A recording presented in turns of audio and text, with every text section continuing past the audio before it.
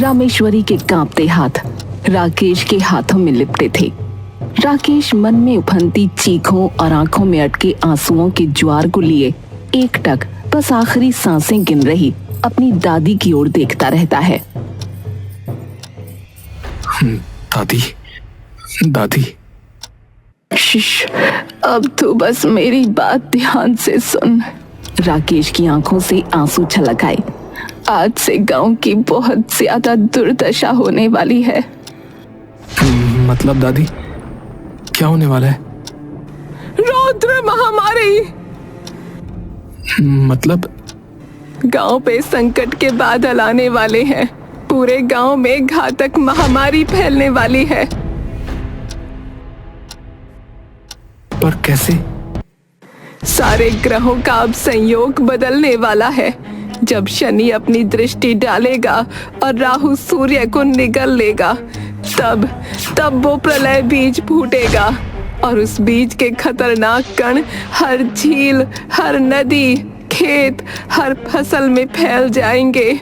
मुझे दिखा था मुझे। वो बीज फूट चुका है। ज्वार बहुत जल्द आने वाला है। सब जम जाएंगे।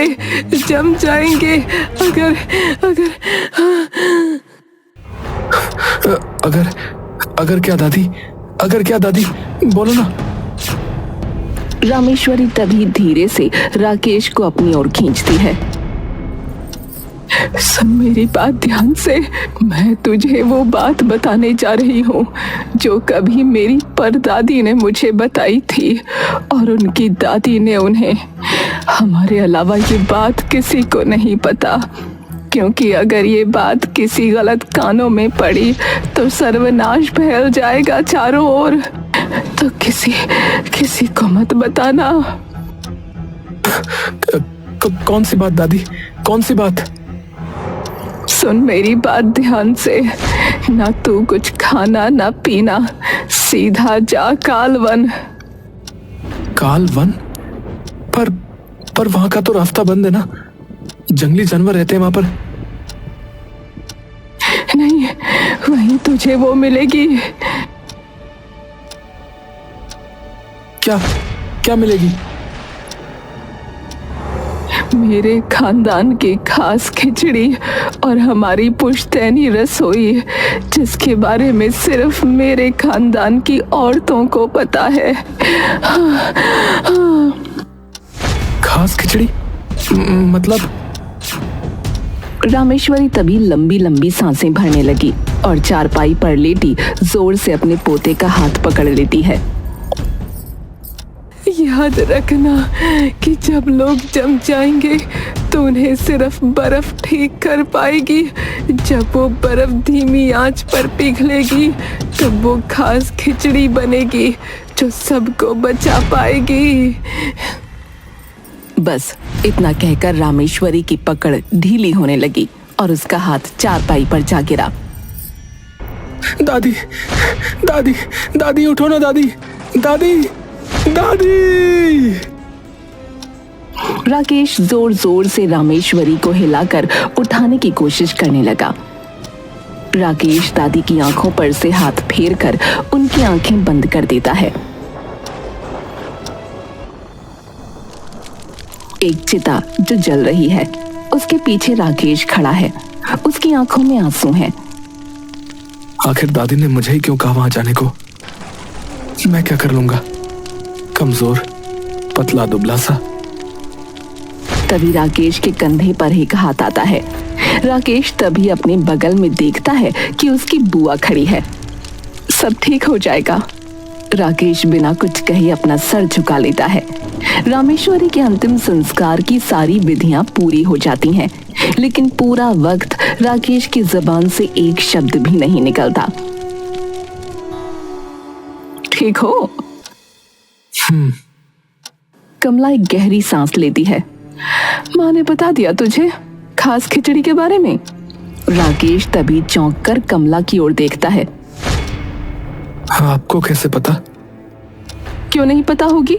हमारी पीढ़ियों की सभी औरतों को पता है। तो मतलब मम्मी को भी नहीं पता? उन्हें क्यों पता होगी भला? सिर्फ हमारे कुल की औरतें हैं, उन्हें पता है। तो फिर मुझे क्यों बताई?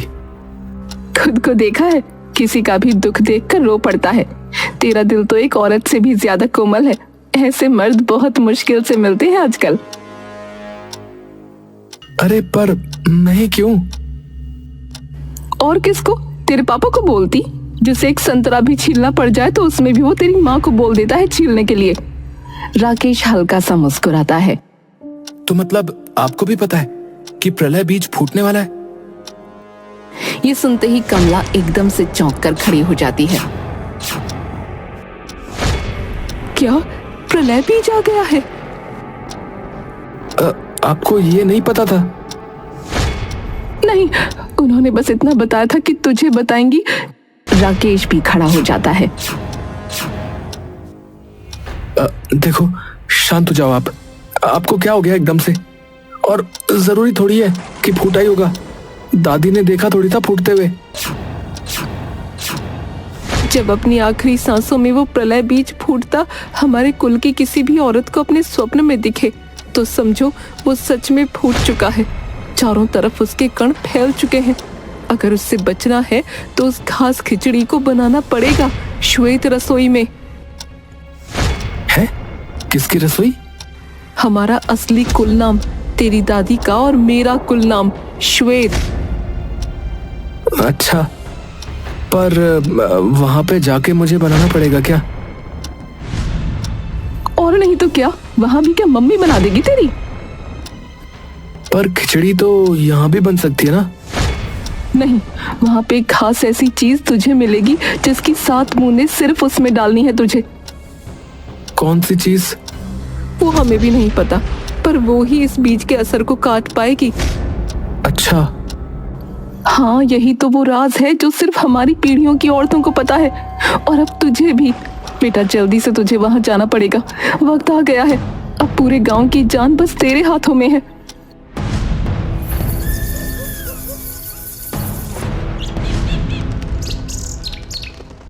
राकेश अपने बेड पर लेटा ऊपर की तरफ देख रहा है।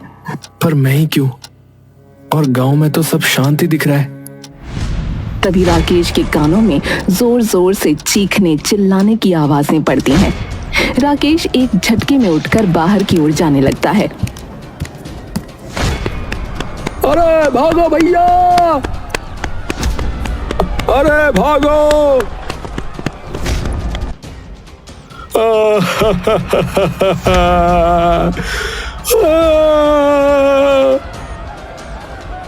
अरे भैया, क्या हो गया? पूरा गांव मानो आंसुओं में डूब जाता है। राकेश का दिमाग अपने आसपास गूंज रही चीखों से इतना सुन्न पड़ जाता है कि उसकी सारी सोचने समझने की क्षमता खत्म होती जाती है। तभी राकेश को दिखता है कि एक औरत दौड़ती हुई कहीं जा रही है।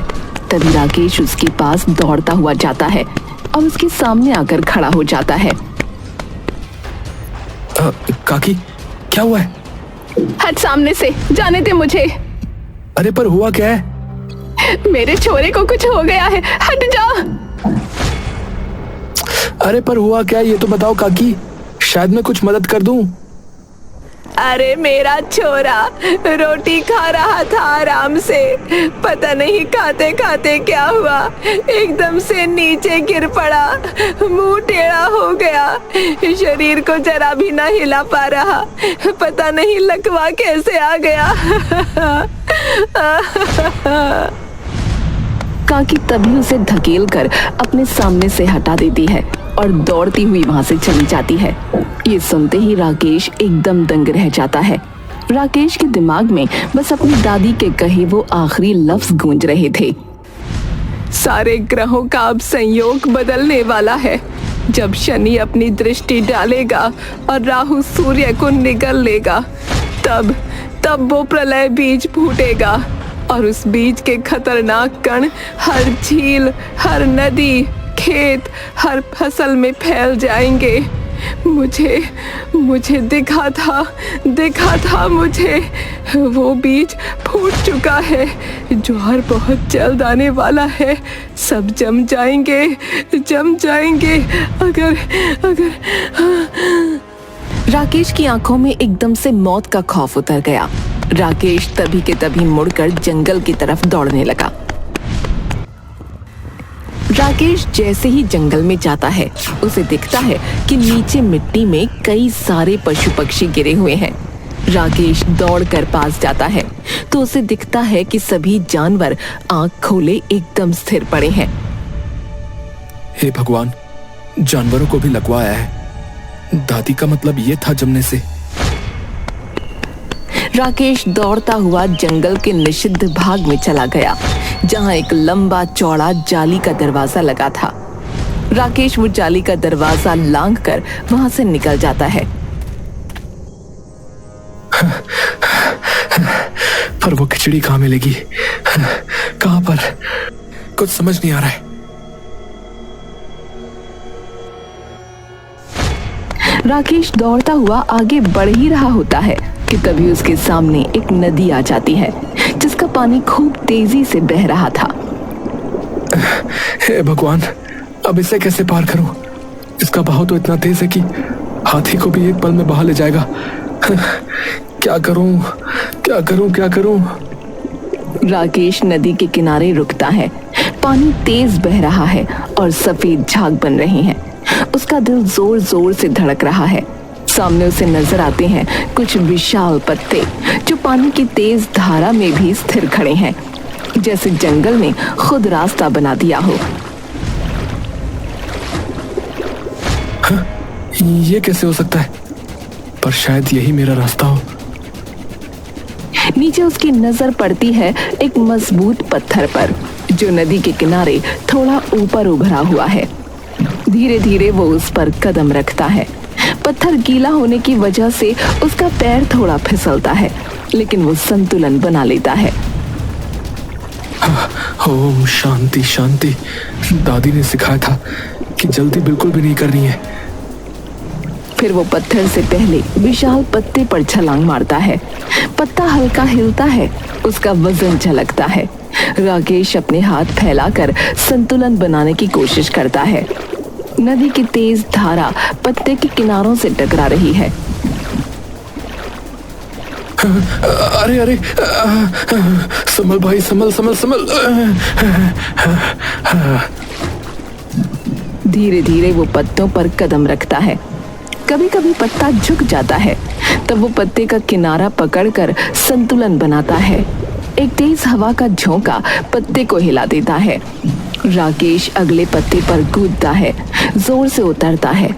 उसका शरीर कांप रहा है, दिल तेजी से धड़क रहा है, लेकिन वो रुकता नहीं। आखिरकार कई कदमों और छलांगों के बाद राकेश सुरक्षित दूसरे किनारे पर उतरता है।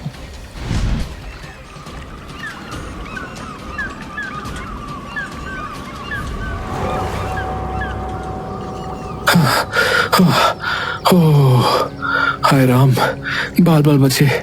जय हो प्रभु, बाल बचे। राकेश धीरे धीरे आगे बढ़ने लगता है कि तभी बड़ी बड़ी और मोटी बेलें उसके सामने खड़ी हो जाती हैं और एक दीवार सी बनाकर राकेश का रास्ता रोक देती हैं। अब ये क्या हुआ? रास्ता तो इन बेलों ने बंद कर दिया है, वो भी पूरा का पूरा। तभी अचानक राकेश की नजरों के सामने का मंजर धुंधला पड़ने लगता है। अरे ये क्या हो रहा है? राकेश अपनी आंखें मसलकर इधर उधर देखने लगता है। धुंध कहां से आ गई? हे भगवान, अगर थोड़ी भी देर हो गई तो पता नहीं तब तक सबको क्या हो जाए। रास्ता दिखाओ प्रभु।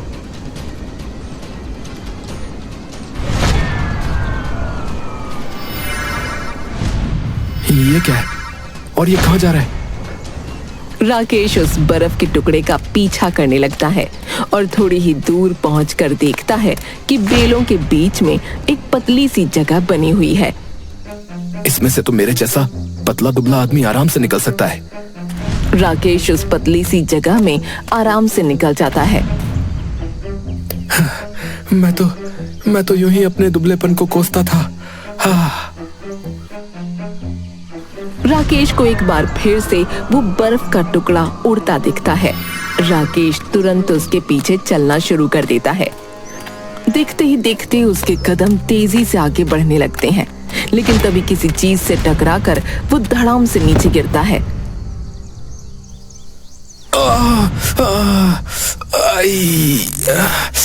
अबे यार राकेश, क्या कर रहा है भाई? अबे आराम से काम ले, धैर्य से, शांति से। धैर्य रख, सांस ले, प्राणायाम कर। हाँ हाँ हाँ हाँ, आराम से आराम से आराम से सोच। हाँ। राकेश धीरे धीरे अपने कदम आगे बढ़ाता है और थोड़ी ही देर बाद उसे भारी धुंध में चमकती हुई रोशनी दिखाई देती है। राकेश जैसे उस रोशनी का पीछा करता जाता है, धुंध वैसे वैसे छंटती जाती है। धीरे धीरे धुंध छंटती है। राकेश आगे बढ़ता है और अचानक उसे सामने एक पुराना गांव दिखता है। चारों ओर टूटी झोपड़ियां, सूखे कुएं की परछाई और चुप्पी का भयानक सन्नाटा फैला हुआ था। हवा में अजीब सी ठंडक है, जैसे समय यहाँ रुक गया हो। अरे ये कौन सी जगह है? यहाँ तो कोई नहीं दिख रहा। वो इधर उधर नजर दौड़ाता है। अचानक उसे एक टूटी झोपड़ी पर लिखा दिखता है, शीतल गांव। शीतल? यही तो दादी का कुल नाम है। वो गांव के भीतर और आगे बढ़ता है। तभी उसे दिखता है कि सामने एक बहुत ही विशाल काय पेड़ है, जिस पर पत्तों की जगह बर्फ के टुकड़े लटके हैं, जिसके अंदर पत्ते हैं। राकेश थोड़ी दूर चलकर देखता है कि वहीं पास जमीन पर एक हिरन गिरा हुआ है, जिसके शरीर पर चोट लगी है और वो दर्द से कराह रहा है। हे भगवान, इसका तो खून बह रहा है। ओहो। राकेश दौड़ते हुए उस हिरन की तरफ जाता है, लेकिन तभी उसे दिखता है एक हवा में उड़ता हुआ बर्फ का टुकड़ा आकर उसके घाव पर गिर जाता है और पिघलने लगता है। जैसे ही उसमें जमे पत्ते का स्पर्श उस हिरन के शरीर से होता है, उसके घाव अपने आप भर जाते हैं। धीरे धीरे वो हिरन वापस अपने पैर पर खड़ा होने लगता है और दौड़ता हुआ वहां से चला जाता है। दादी ने कहा था, जब लोग जम जाएंगे तो उन्हें सिर्फ बर्फ ठीक कर पाएगी। जब वो बर्फ धीमी आंच पर पिघलेगी, तब वो खास खिचड़ी बनेगी जो सबको बचा पाएगी। यानी कि ऐसे 7 पत्ते मुझे डालने होंगे खिचड़ी के अंदर। राकेश उस बर्फ के वृक्ष के सामने जा खड़ा होता है। इतने विशाल पेड़ पे चढ़ूं कैसे? और आसपास कुछ चढ़ने का भी नहीं है। मुझे नहीं पता कि ये गांव क्या है और ये सब क्यों हो रहा है, लेकिन मुझे इतना पता है कि अगर मैं आज उस खिचड़ी के बिना वापस गया तो कई जिंदगियां दांव पे लग जाएंगी। और खोने का दुख मैं जानता हूं। परसों ही मैंने अपनी दादी को खोया है। मैं नहीं चाहता कि यह दुख अब किसी और को मिले। हे भगवान, कृपा करो।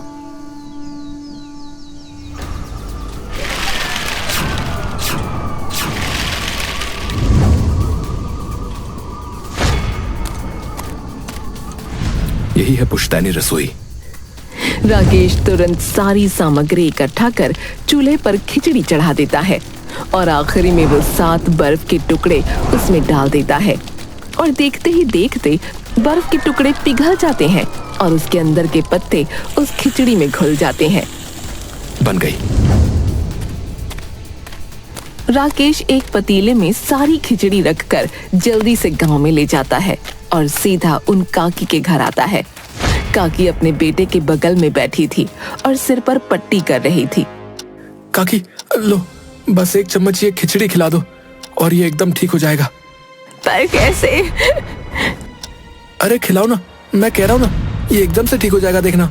काकी उस खिचड़ी को अपने बेटे को खिला देती है और देखते ही देखते उसका शरीर हिलने लगता है। अरे अरे, ये तो कमाल कर दिया बेटा तूने, मैं तो तेरे पाँव पड़ूं। अरे अरे, इसकी जरूरत नहीं है काकी। आप बस एक पतीले में ये खिचड़ी ले जाओ और जिनको भी जरूरत है उनको दे दो। अगर मैं अकेला गया तो वक्त लग जाएगा। ठीक है बेटा।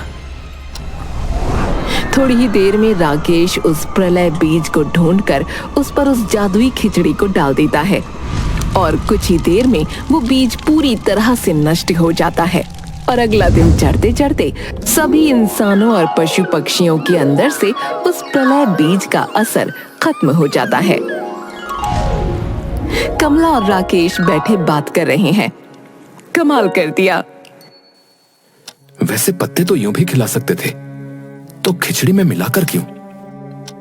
क्योंकि सिर्फ वो पत्ते जवाब नहीं था, वो पत्ते जब खिचड़ी में जाके मिले तब वो दवा बनी।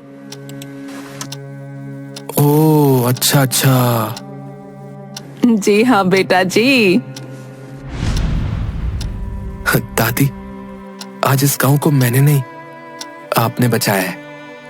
अगर मेरे साथ आपकी सीख नहीं होती तो अब तक तो ये पूरा का पूरा गांव खत्म ही हो चुका होता। धन्यवाद दादी, आपका बहुत बहुत धन्यवाद।